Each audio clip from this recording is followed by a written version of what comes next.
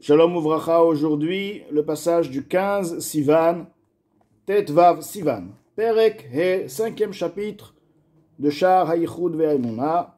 Vehine al ze amrou, voici, à ce sujet nos sages, on dit, Razal, le maître de mémoire béni, Betrila ala bemachshava, livro et haolam emidat adin. Le monde, au préalable, Dieu a eu dans la pensée, dans son envie, de créer le monde, à partir de la midat adin, uniquement par la mesure de la rigueur. Ra'a she'en ha'olam mitkayem, il a vu que le monde ne pourra pas tenir uniquement par la rigueur. Shitef bo midat rachamim, il a unifié, il a associé au monde, à la création du monde, la mesure de la miséricorde, de la pitié. Donc on va dessus demander comment un monde, chesed, la bonté, Hachem voulait créer le monde par la rigueur. Quelle est l'idée même de créer un monde avec la rigueur? Pourquoi la rigueur? Au contraire, Hachem, c'est du chesed, c'est de la bonté. D'après ce qui a été expliqué auparavant, au contraire, c'est cette rigueur qui permet au monde d'exister. Car si la création aurait perçu la lumière qu'il a fait vivre à chaque instant, elle aurait perdu sa propre identité et elle n'aurait pas pu être qualifiée par une création. La rigueur veut dire quoi? La rigueur, le voile, c'est ce voile qui dissimule, qui voile même de l'être même créé. Il voile sa propre origine et c'est à partir de là que l'être, qu'une création peut prendre forme, avoir une entité à part elle-même, pour qu'il y ait un monde comme il est aujourd'hui. Donc, midat adin veut dire quoi? Veut dire la rigueur, le voile. Alors, si le monde aurait été créé que par midat adin, effectivement, midat adin permet à la création du monde. Magnifique. Mais alors, la lignée, elle va de bout à bout. Alors, midat adin veut dire qu'il y a un voile total qui se fait dans le monde, dans le système. La personne ne perçoit pas son origine, ne perçoit pas la spiritualité totale. Ça aurait été un travail très très très difficile pour révéler à Kadosh Baruch Hu. Alors Kadosh Baruch Hu, il a vu que le monde, de telle manière, il ne pourra jamais faire aboutir à son but et d'amener la révélation d'Hachem sur terre à travers la Torah et les mitzvot. Au contraire, ça aurait tourné du sens inverse. Chas de Shalom. Donc, Hachem, il a associé au monde, midat harachamim, c'est la miséricorde qui représente quoi? La miséricorde veut dire cette personne mérite ou ne mérite pas. On ne regarde pas vraiment ses mérites. C'est pas parce qu'il mérite ou qu'il ne mérite pas. Le pauvre, il a besoin, il est dans une situation difficile. On lui donne, non pas parce qu'il mérite, mais parce qu'on a pitié, la miséricorde. Donc, de la même manière aussi, c'est vrai que dans l'idée, le monde l'être humain devrait servir Hachem et combattre, et pour amener la révélation d'Hachem, il aurait peut-être pu le faire, mais ça n'aurait pas été une chose évidente, et Hachem, il voit, comme le Midrash dit, qu'il l'aurait pas fait. Alors il dit, bon, la rachmanout, la pitié, on va lui donner un peu de lumière. À partir de cette lumière, il pourra me servir et révéler mon existence dans le monde. Et alors, l'Admor Zaken, il dit, Dehainu, que veut dire Rachamim, la miséricorde? Idgalut elokut aledea tzadikim, révélation de la divinité à travers les justes. Un tzadik qui vient, on voit comment le tzadik qui prie, déjà. On ne parle pas de faire seulement des miracles, on voit comme le tzadik qui dit, on sent en lui une lumière, on sent en lui quelque chose de... C'est pas de l'intellect sec, c'est pas des cours philosophiques, c'est pas tout, même si c'est du spirituel, on sent une douceur, on sent une lumière, on sent quelque chose de particulier, du divin, dans sa personne, dans ses paroles. De plus, lorsque le tzaddik, par sa parole, il peut intercéder auprès de Hachem et montrer que Hachem existe, et à partir de ses demandes, Hachem réalise et change la nature. Bien sûr que là, il y a une révélation qui se fait. Donc, de manière générale, le tzaddik, il est là pour révéler Akadosh Baruch Hu dans le monde. De même, la Torah nous raconte. Pourquoi la Torah nous raconte des histoires? Pour qu'on sache, tiens, il y a eu Kriyat Yam Souf, l'ouverture de la mer, et il y a eu Moshe Rabbeinu, et il y a eu Aaron HaKohen, et il y a eu David HaMelech. Les histoires, on voit l'au-delà des limites, comment Akadosh Baruch Hu s'est révélé. Donc, ceci nous verse une lumière dans notre vie pour prendre conscience qu'Akadosh Baruch Hu est celui qui est là, qui anime la création tout entière, et bien sûr, à partir de là, on peut arriver à la compréhension que notre vraie existence, c'est Akadosh Baruch Hu. Donc là, on a expliqué le sens de révélation d'Akadosh Baruch Hu, qui est Midat Harachamim, et Midat Adin, qui veut dire le voile, mais le voile ne va pas tout au long de bout à bout, parce que sinon, le monde n'aurait pas pu exister, dans le sens où il n'aurait pas pu continuer et exister dans la mission qu'il avait à faire. Donc Hachem n'aurait pas laissé un monde, car Hachem il a créé un monde pour un système, pour arriver finalement à la révélation, sa révélation dans le monde, où le monde sera avec une révélation immense, puissante, et pour arriver à cette révélation, il faut un travail. Le travail n'aurait pas pu être fait dans des conditions pareilles. Hachem, il a donc, Shitef, il a associé Midat Rachamim, dans telles conditions, ça demandera un effort, oui, mais l'effort pourra être fait. Veine, voici, Alze Amrou, à ce sujet, dans le Zohar, dans la Kabbalah, il est dit, Deleel abisitra dekdusha ila itemina veitzmala, dans le côté, en haut, dans le côté de la sainteté suprême, il s'agit ici du niveau de Hatzilut, le monde le plus élevé. Nous sommes Hatzilut, Bria, Yetzira, Asiya. Hatzilut, c'est le monde divin. Dans le monde le plus élevé de parmi les 4 mondes, il y a le côté droit et le côté gauche, c'est-à-dire le Chesed, Ainu, Chesed ou Gvura, la bonté et la rigueur. Pirouche, quelle explication? Le Zohar veut nous dire quoi? Deshten, Hemidot, Elokut, les Malam, les deux sont des mesures, mais des mesures divines. Ce sont non pas des mesures créées, on ne peut pas les appeler une création, car c'est Hatzilut. Et Hatzilut n'est pas appelé Bria. Bria, le monde inférieur, est appelé la création, le monde de la création. Ceci est le monde qui est divin. Donc il est divin, bien qu'il a en lui déjà la rigueur, il a en lui la bonté, il a en lui la gloire. Donc on peut voir déjà des différences. Tout de même, ils sont unifiés dans l'essence avec HaKadosh Baruch Hu, ils sont divins. Comme il dit ici, des shten, hamidot et le coup, ce sont des mesures mais divines, les malam isechel anivraim, au-delà de l'intellect des créatures, vers sagatam de leur compréhension, des iou vegarmo ichad beolam ha'atzilut, car il est connu que dans le monde de Hatzilut, les midot, les réceptacles et la lumière qui est investie en eux, c'est-à-dire Kadosh Baruch Hu, forment une chose, donc tout est divin. Ve'af asagat Moshe Rabbeinu alav shalom, même la compréhension de Moshe Rabbeinu, par la sagesse de Moshe Rabbeinu. Binvuat alav shalom, binvuato de par sa prophétie, car elle avait une prophétie. Cette prophétie, comme toute prophétie, elle a besoin d'être comprise.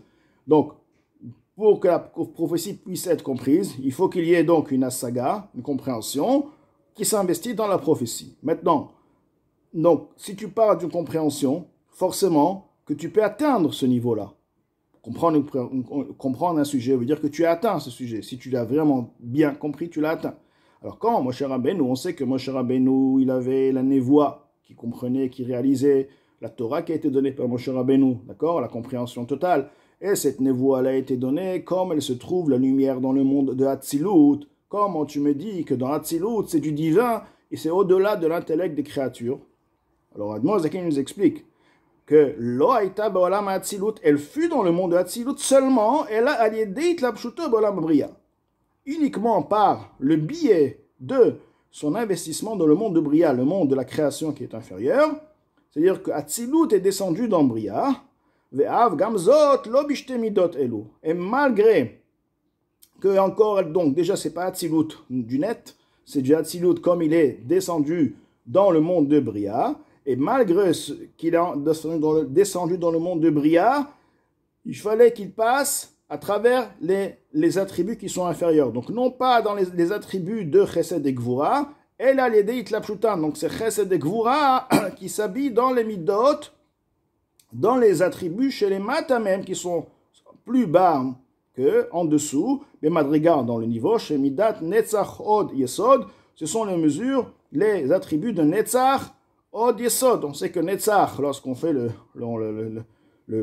schéma des midot, donc il y a Chesed, Gvura, Tiferet, Netzach, Od, Yesod. Donc en dessous, sous le Chesed, il y a le Netzach, et sous la Gvura, il y a le Yesod.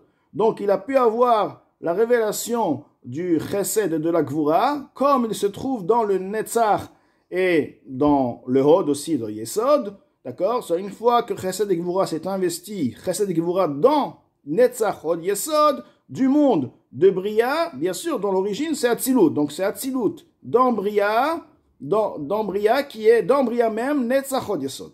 Donc, encore une fois, on a bien compris que comprendre Atzilut, saisir Atzilut, comme ceci se trouve dans Atzilut, il n'est pas possible pour une création, parce qu'Atzilut, ce n'est pas une création, c'est au-delà d'une création, donc la création ne peut pas comprendre, saisir cette révélation.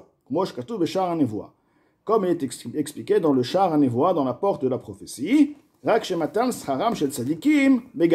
maintenant, on sait que les tzadikim dans le Gan Eden perçoivent une récompense. C'est quoi la récompense? C'est la compréhension d'Akadosh Baruch Hu, c'est la révélation d'Akadosh Baruch Hu, c'est le plaisir de cette révélation.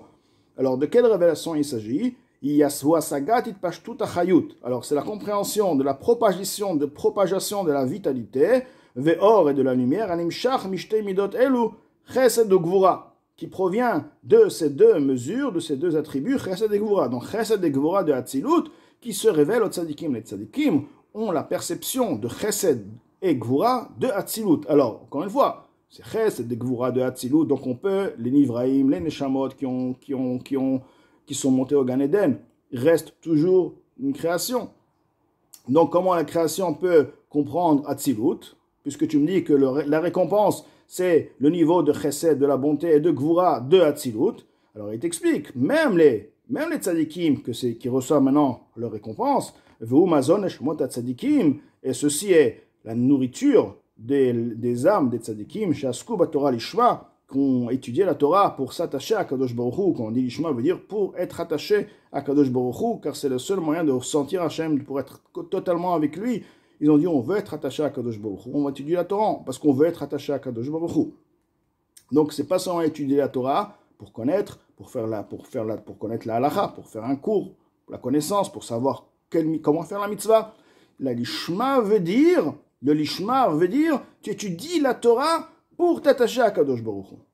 Dans ce monde-là, alors il nous explique, car la propagation de ces deux attributs, nimtar rakia la neshamot, donc il y a un ciel qui s'étire par-dessus les âmes chez Gan Eden, dans le Gan Eden, verakia zenikra raza deoraita, ce ciel est appelé le secret de la Torah, ou bo sot ravbet otiot Torah, en lui se trouve le secret des 22 lettres de la Torah. Donc, sachant que les lettres sont la base même de la Torah.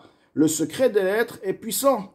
Les lettres, dans leur origine, sont bien plus élevées que la Torah, car c'est la base même de la Torah. Donc, le secret des 22 lettres de la Torah sont donnés aux tzadikim. Donc, c'est le rakia, c'est le plafond, si on veut, c'est le ciel qui est tiré par-dessus les neshamot. Bien sûr, on reste dans le côté très très spirituel. Donc, Chavbet Otiot Torah Nituna Mishte Midot Elu, qui a été donné de par ces deux mesures, que dirtiv, comme il est écrit, Mimino Ejdat Lamo, de sa droite, un feu de loi, il leur a été donné. Donc, le feu, c'est quoi? C'est la rigueur. La droite, c'est quoi? C'est la bonté. Donc, la bonté et la rigueur, Dat Lamo leur a été donné, ce qui veut dire que la Torah, c'est quoi? C'est l'influence du chesed et de la gvura qui est représentée par les lettres. Donc le secret des lettres qui sont eux l'origine de la Torah. Au meraki azé, à partir de ce rakia, de ce ciel, notef tal, donc coule de la rosée, les mazon en neshamot, à la nourriture des âmes, des haïnu, ceci veut dire yediat sot ravbet otiot Torah, la connaissance du secret des 22 lettres de la Torah, qui a rakia zeu sod adat. On parle de sujets un peu, très très mystiques, très kabbalistiques. Tout de même, à la fin, je vais vous donner un petit aperçu du point général que l'Admor Hazaken veut nous dire ici. Donc d'abord, je vais terminer textuellement dans les mots. Qui a rakia zé, car ce ciel, hu sod adat, c'est le secret de la connaissance. La Torah, hu mazon aneshamot, la Torah est la nourriture des âmes, les Gan Eden, dans le Gan Eden, va mitzvot et nevushim, alors que les mitzvot que la personne a fait sur terre sont les habits. Alors la Torah qu'il a étudiée devient sa nourriture, les mitzvot qu'il a fait deviennent donc ces vêtements, comme on voit, comme il expliqué tout ceci, Bezoar Vayakel d'Avreshtet Vereshiud, dans le Zohar, Parashat Vayakel, donc Reshtet, page 209 et 210, ou Be'etzraim, Shar Memdalet Perigimel, et dans le Etzraim, porte 44, troisième chapitre. Donc, que veut dire ici l'Admor Azaken par le secret de la Torah, les 22 lettres, le ciel qui s'étire par les Neshamot des Tzadikim? L'Admor Azaken, il revient sur ce qui vient d'être dit auparavant, qu'en effet,